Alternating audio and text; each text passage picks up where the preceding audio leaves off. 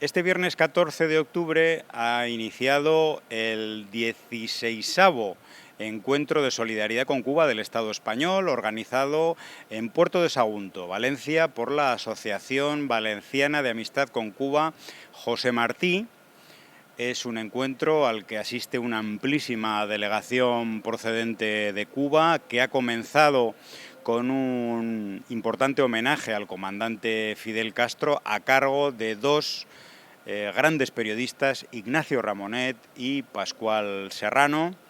Asisten delegados y delegadas de más de 40 organizaciones del Estado español pertenecientes al MESC, al Movimiento Estatal de Solidaridad con Cuba, que a su vez agrupa a 60 colectivos de todo el Estado. Bueno, este encuentro se produce después de la pandemia, después del último encuentro realizado en Madrid en 2019, y la realidad nos está interpelando a hacer un esfuerzo por marcar un antes y un después en nuestro trabajo solidario.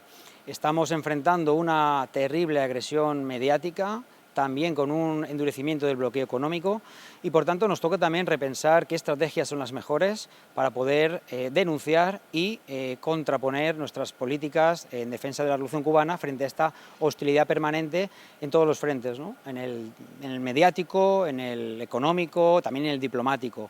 Por tanto, entendemos que la solidaridad debemos de reflexionar, pensar cómo estamos actuando, cuáles son las necesidades que tiene ahora Cuba y su revolución. Durante las jornadas del sábado y el domingo habrá talleres, conversatorios, conferencias acerca de temáticas como la guerra comunicacional y la guerra cultural contra Cuba y su revolución.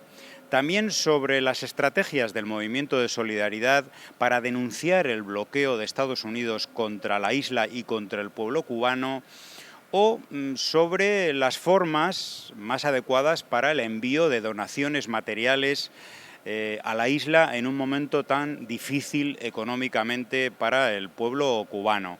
Y en ese sentido estamos analizando en el ámbito de la comunicación, en el ámbito de las ayudas de donaciones materiales y otro tipo de proyectos que vayan en línea con la soberanía económica de Cuba.